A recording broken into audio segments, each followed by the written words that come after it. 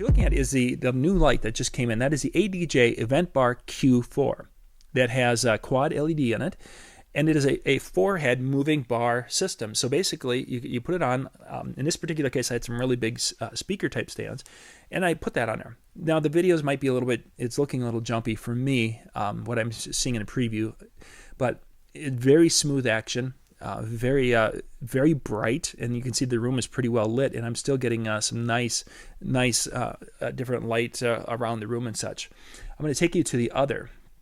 Now, in the next clip we're going to watch, it's the same. It's the Event Bar Q4 again, but you'll see the controller. There will be a brief shot of the controller that I used for this because I didn't want to just have it up and just running random. I like to have a little control. Now, this particular fixture, I believe you can get into running it with the DMX controller with 34 or 37 channels.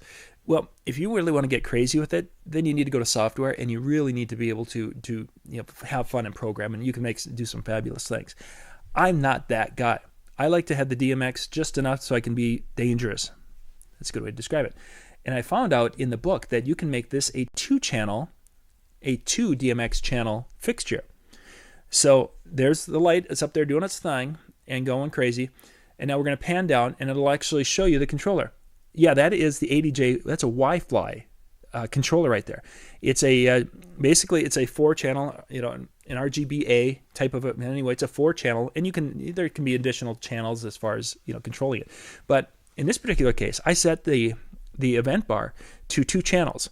The first would basically allow me to choose which show I was going to be running, because there's maybe 7, 8 shows, what have you. The second slider became the speed that the lights would move at.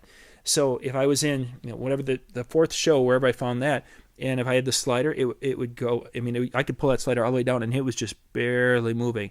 And I was looking, and it's like, wow, this is really kind of cool. So to control it, cheaper 2 channels is all it needs from DMX, and you could do things with it. When I wanted a fast thing, I could put the sliders up, and I could adjust the speed.